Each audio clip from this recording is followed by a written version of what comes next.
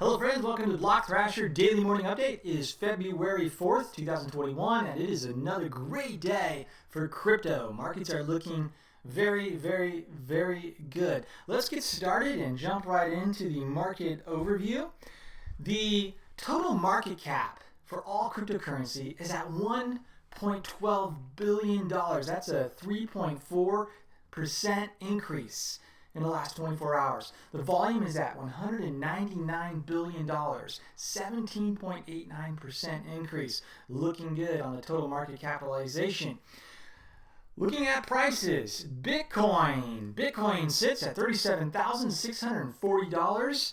That is a 2.7% increase in the last 24 hours. Ethereum continues to kill it. It's up 5.23% to $1,637. Looking very good. XRP still doing okay. It's up 3.73% to 39.6 cents. Not too bad, XRP. Polkadot looking very good. Up 3.31% to $20.11.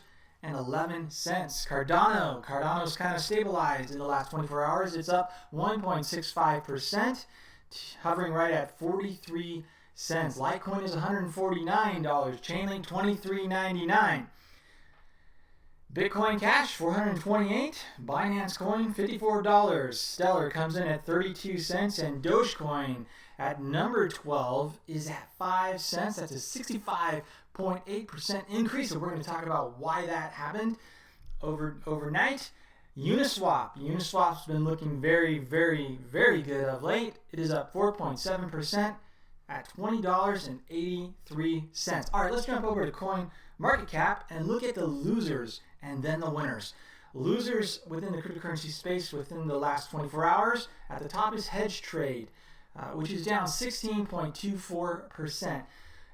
The second loser is Phantom, FTM, at 13 cents. It's down 5.97%. Now that's a 24-hour loser, but with the last 7 days, it is up 48.33%. And actually, I think that's a really solid project. So it's interesting to see that it's down. Maybe a buying opportunity. Voyager token up 136% in the last 7 days, but down 5.83% today. All right, looking at winners. In the last 24 hours, UMA is up 149.05%, and that's up 284% in the last 7 days. UMA is doing really well. And actually, UMA is a coin that I just wanted to highlight. What is UMA, and why might it be doing so well? Actually, there's an interesting connection here to what's been going on with Wall Street bets, because UMA doesn't necessarily provide a solution to traditional stocks, but it provides an opportunity for exposure to those stocks in a decentralized smart contract type of way. So, a quick overview of UMA here, which has just been taking off, doing incredibly well. Similar to synthetics, UMA price today is $36.08 US with a 24-hour trading volume of over 1 billion, closer to $1.5 billion. So, what is UMA? UMA, or Universal Market Access, is a protocol for the creation of synthetic assets based on the Ethereum blockchain. UMA was launched in December of 2018. Synthetic assets are a class of assets that represent different underlying assets and have the same value.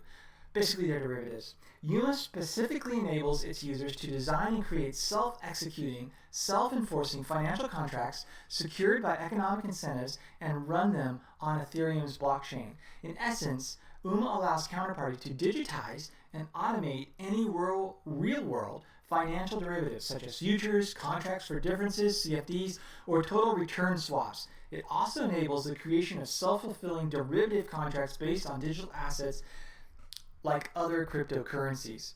That is very cool, and like I said, sort of like synthetics. So if you don't want to play around in the regular stock market, but you want to have exposure to stocks like Tesla or Apple or Google or whatever you want, you can use UMA to get that exposure. But it's all done through smart contracts. It's all done on the UMA platform, which then is registered on the Ethereum blockchain because UMA is an Ethereum token.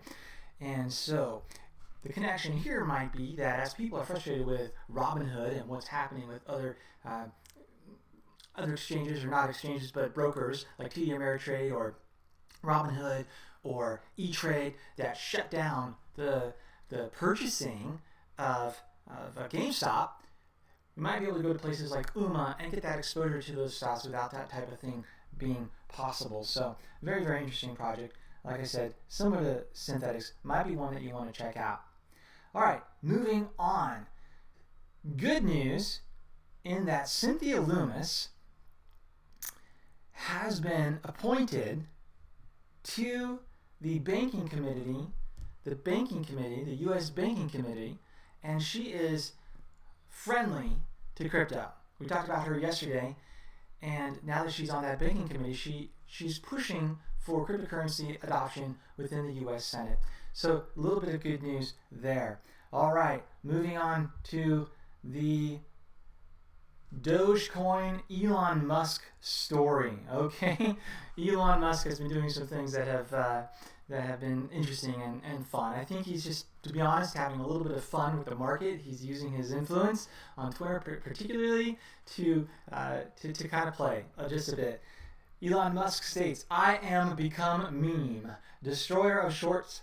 Dogecoin soars again as Elon Musk returns from self-imposed Twitter exile." The value of Dogecoin, a cryptocurrency originally invented as a joke, surged again Thursday as Elon Musk ended his break from Twitter with a slew of posts about it.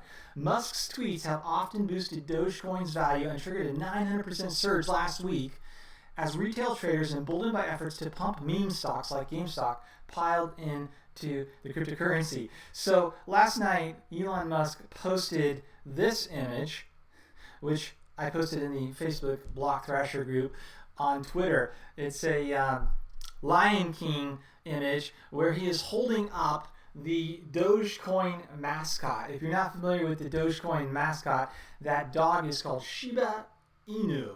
And it says here that, in fact, his first tweet after the break was a Dogecoin meme itself, which showed him as a Rafiki, the character from Lion King, the old baboon holding Simba, except the Simba here was Shiba Inu, the Dogecoin. So having a lot of fun. Now, here's the thing about Dogecoin. I wanted to just talk about this because it's crazy to watch what's happening on social media. People are just all over the place saying, "Get Dogecoin, it's gonna pump, how do I get it, how do I buy it?" And if you understand cryptocurrency and you do analysis as I do and you spend time in this space, this is particularly concerning, and for a number of reasons. Well, it turns out that the CEO of Binance is talking about this issue as well and explaining why this is something to be cautious with. And basically the headline says 27% of all Dogecoin is held by a single address. CZ has shared, that's the CEO of Binance, the pros and cons of Dogecoin. He pointed out that Doge has a cool PR manager in Elon Musk, right? However, it is somewhat centralized with 27% of all Doge held by one address. Furthermore, the top 20 addresses hold more than 20% of all Dogecoin. Earlier today, the CEO of Binance, CZ, shared a brief analysis of Dogecoin in which he tabulated the pros and cons of owning the meme coin. According to CZ, Dogecoin has one advantage in the form of Elon Musk, who's the project's cool and fun PR manager. However, CZ highlighted that the project has no core team and is thus abandoned. What he didn't talk about is that it's also inflationary, right? And so the total number of Dogecoins is not even known, and we don't even know what the total amount could be because it's an inflationary coin.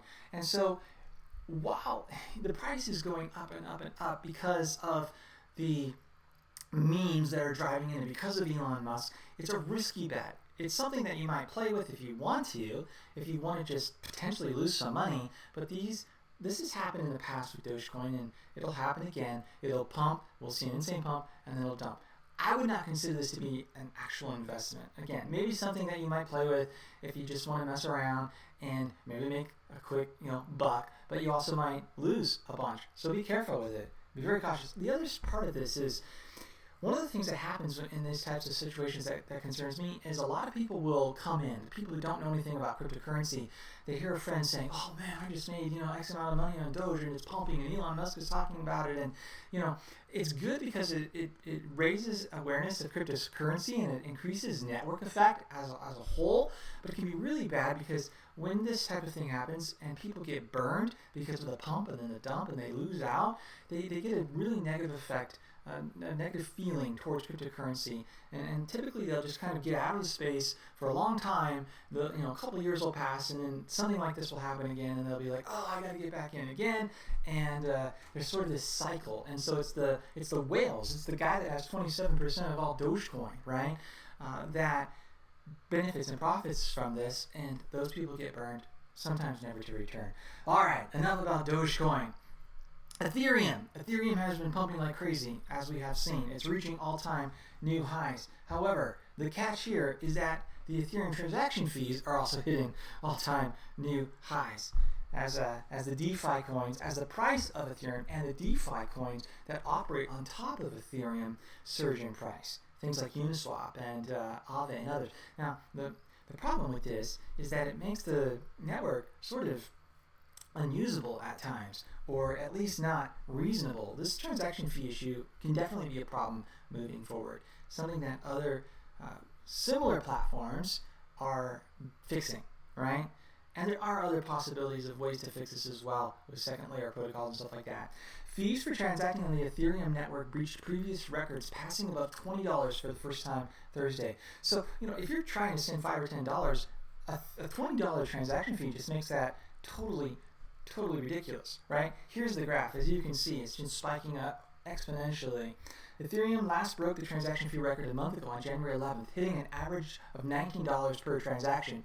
Current values double the peak transaction fees recorded during DeFi summer of 2020. The increase in fees correlates with the general price run of Ether, which is up 5.27% in the last 24 hours, as we saw earlier. CoinDesk 20 places year-to-date returns on the digital asset at 130. The increase in the cost of transacting on the Ethereum network also reflects growing demand for ERC20 based tokens, particularly stablecoins and the red-hot decentralized finance DeFi sector. Led by tokens like Uniswap and Aave, DeFi's total market capitalization is up 16.37% in the last 24 hours, according to Masari. So Ethereum miners, this has been very good for Ethereum miners, of course. So if you're a miner, as I am, you're liking this a lot. Ethereum miners have been a primary beneficiary of the fee spike. The industry earned some $830 million in Ether last month, with 40% attributed from fees alone. Now, these quickly rising gas fees have also led to some exchanges temporarily halting Ether withdrawals as gas fees hit new highs. This exchange, Japanese cryptocurrency exchange Liquid, has temporarily disabled Ether withdrawals as the altcoin hit new all-time highs. Now, this is another interesting fact to look at in terms of the difference between a centralized exchange like Liquid and Uniswap, for instance, or 1inch, or the decentralized DEX exchanges, which operate without a central entity on smart contract, without the possibility of this happening. So people are going to continue to trade on Uniswap, on 1inch, and similar DEXs, and pay those high transaction fees, assumably. I mean, if you're sending a very, very large transaction, I guess it's not going to matter that much, and you're just going to go ahead and do it anyway. Well, friends, that wraps up the daily morning update for February 4th. Please subscribe. Continue to come back every day for the best cryptocurrency updates, news coverage, and analysis. Love you all. Thank you for your time, and I hope you just have a phenomenal day. And remember, it's always a good time to stack more crypto. Out.